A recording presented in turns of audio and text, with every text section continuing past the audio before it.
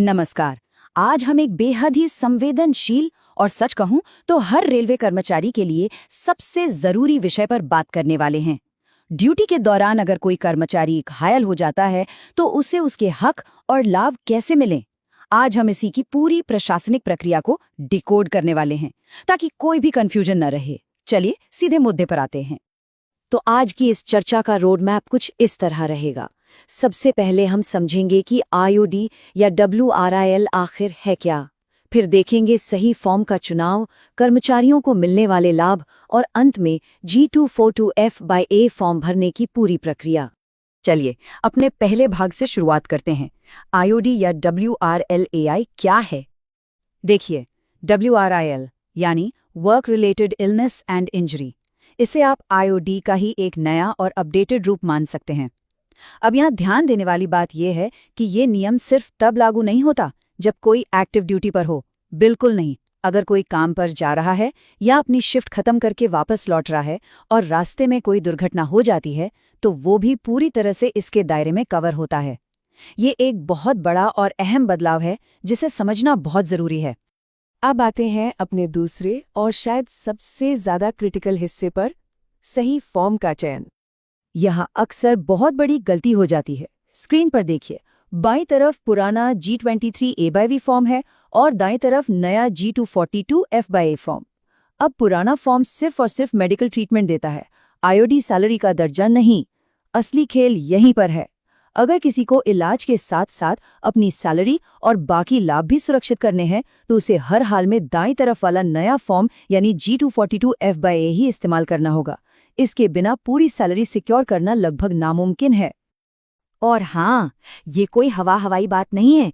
ये सीधे तौर पर IRMM वॉल्यूम 2 के पेज नंबर 288 पर लिखा हुआ है। मतलब ये रेलवे का एकदम पक्का प्रशासनिक नियम है, एक तरह से पत्थर की लकीर। इसका पालन करना एक विकल्प नहीं बल्कि 100% अनिवार्य है।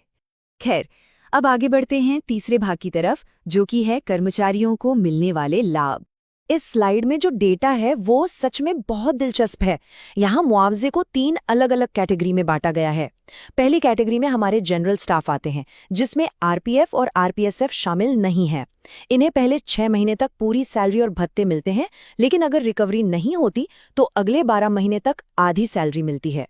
दूसरी कैटेगरी है आरपीएफ और आरपीएसएफ अधिकारियों की। इन्हें पहले 6 महीने फुल पे और अलाउंस मिलता है और उसके बाद अगले 24 महीनों तक सिर्फ फुल पे मिलती है। और तीसरी कैटेगरी में आते हैं आरपीएफ/आरपीएसएफ के कर्मचारी, जिन्हें पूरी तरह से ठीक होने तक, जी हाँ, रिकवरी पूरी होने तक फुल पे और पूरे भत्ते मिलते रहते हैं। तो ये टाइमलाइन एकदम क्लियर होनी चाहिए ताकि आगे चलकर कोई कंफ्यूजन पैदा ना हो। चलिए अब इस पूरी चर्चा के सबसे व्यावहारिक हिस्से पर आते हैं, G242FFA फॉर्म भरने की असल प्रक्रिया। देखने में ये फॉर्म भले ही थोड़ा जटिल लगे, लेकिन अगर हम इसे इस तरह बांट ले कि इसे कौन भरता है तो ये बहुत आसान हो जाता है। इसके 3 मुख्य हिस्से हैं। पहला हिस्सा खुद कर्मचारी भरता है, दूसरा हिस्सा गवाह और अस्पताल के डॉक्टर या डीएमओ के लिए है, और तीसरा हिस्सा वो सीधे सुपरवाइजर और असिस्टेंट ग्रेड ऑफिसर के पास जाता है ना आसान? आइए इन्हें एक एक करके डिकोड करते हैं। सबसे पहले पार्ट 1, ये पूरी तरह से कर्मचारी की जिम्मेदारी है और सच कहो तो यही पूरे क्लेम की नींव है। इसमें कोई भी गलती भारी पड़ सकती है। यहाँ दुर्घटना की तारीख, समय, कारण, नाम, डेसिग्नेशन, डिपार्टमेंट, उम्र, जेंडर, पे और पीएफ नंबर जैसी बेसिक लेकिन बेहद अहम जानकारी भरनी होती है। और सबसे जरूरी बात, इसके आखिर में तारीख के साथ कर्मचारी के हस्ताक्षर या अंगूठे का निशान होना ही चाहिए। इसके बिना फॉर्म आगे नहीं बढ़ेगा। इसके बाद बारी आती है दूसरे हिस्से की। दरअसल इसे 2 छोटे हिस्सों में बांटा गया है। पहले सब पार्ट में पूरी घटना का डिटेल में जिक्र होता है, लेकिन सबसे अहम बात, यहाँ 2 गवाहों के हस्ताक्षर चाहिए होते हैं। ये 2 सिग्नेचर ही इस कागज के टुकड़े को एक सॉलिड लीगल डॉक्यूमेंट बनाते हैं। और जो दूसरा सब पार्ट है वो सिर्फ और सिर्फ अस्पताल के डॉक्टर या डीएमओ को ही भरना होता है। अब पहुंचते हैं आखिरी यानी तीसरे हिस्से पर। ये असल में फाइनल अप्रूवल का स्टेज है। इसे सुपरवाइजर भरते हैं, जहां वो एक्सीडेंट का समय और डिसेबिलिटी का स्टेटस कंफर्म करते हैं। यहाँ पर दोहरे अप्रूवल की जरूरत होती है। एक तरफ इमीडिएट सुपरवाइजर जैसे स्टेशन मास्टर या एसएससी के साइन होंगे और दूसरी तरफ दाईं ओर एक असिस्टेंट ग्रेड ऑफिसर के हस्ताक्षर होंगे। जब ये दोनों साइन हो जाते हैं तब जाकर प्रक्रिया पूरी तरह से प्रमाणित मानी जाती है। फॉर्म तो भर गया, लेकिन इसके बाद क्या? इसका एडमिनिस्ट्रेटिव फ्लो भी उतना ही क्रिटिकल है। इस पूरे भरे हुए फॉर्म की कम से कम 2 कॉपियां बननी चाहिए। पहली कॉपी तुरंत अस्पताल भेजी जाती है ताकि बिना किसी देरी के इलाज शुरू हो सके, और दूसरी कॉपी को डिपो, स्टेशन या सुपरवाइजर लेवल पर रिकॉर्ड के तौर पर सुरक्षित रखा जाता है।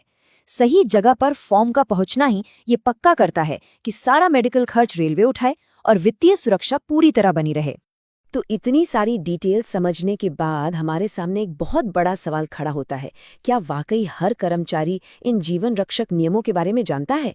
क्योंकि देखिए, सिर्फ नियम बना देना ही काफी नहीं होता, बल्कि हर एक स्टाफ मेंबर तक इसकी सही जानकारी पहुंचना सबसे ज्यादा जरूरी है। इन नियमों को लागू करना और इस जानकारी को एक दूसरे के साथ साझा करना हम सबकी जिम्मेदारी है। उम्मीद है इस चर्चा से ये जटिल प्रक्रिया अब काफी हद तक साफ हो गई होगी। तो अगली बार जब किसी को इसकी जरूरत पड़े तो ये सुनिश्चित करना है कि उन्हें उनका पूरा हक मिले। आज की इस चर्चा में जुड़ने के लिए बहुत बहुत धन्यवाद।